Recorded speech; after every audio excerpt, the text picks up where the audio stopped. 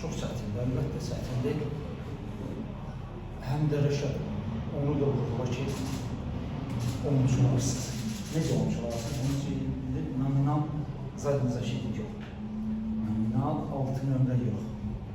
Yəni, orada zədələr, bunlar hazırlamaq, oyuna çıxartmaq həddindən artıq çox çətindir.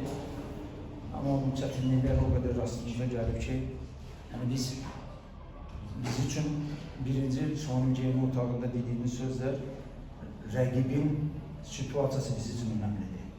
Bunlar Evrokubok oynayırlar, hallar lazımdır. Bizə bu hallar lazım olanda biz məsələn son oyuna kimi çıxanda sabahla digər oyunları biz heç kimi gəl rahatçılıqla durmamışıq. Və istəmirəm ki, bizim üzərimizdə bu rahatçılıqlı kimdəsə olsun. Bugün Toğuza düşdü, sabahlar başqa komanda düşər. Onun üçün biz meydancıya çıxanda bu atmosferi görəcəyik, davleniyanı görəcəyik, kəlmə-kəlmə futbolcuları yediyim sözü deyək.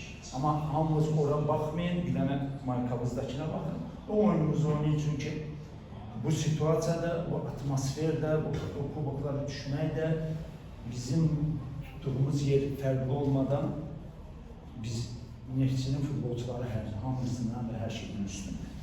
Və buna görə oynamalıyıq. Sana bir şey sorayım. Həmkarlarımız istiyorum.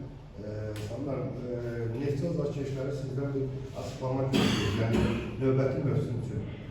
Belə deyək, növbəti mövsümün yeni futbol oyununun kontrlarcısını azarkeşlərə nə vəd verə bilərsiniz? Yeni mövsüm. Qəşət çizilir, planlar da var, oturulur, danışılır, günlərlə, saatlərlə, hər oyundan sonra bunlar var. Amma bu günləri illah kimə Neftçinin azarkeşinə artıq məncə söz də deməyə ehtiyac yoxdur. Başa düşünürəm. O qədər bunlar, bu uşaqlar o qədər beləncə vədlər, beləncə sözlər eşidirlər ki, yəni mən dediyim söz olaraq qala bilər də, bir də nə dəyişə bilər ki.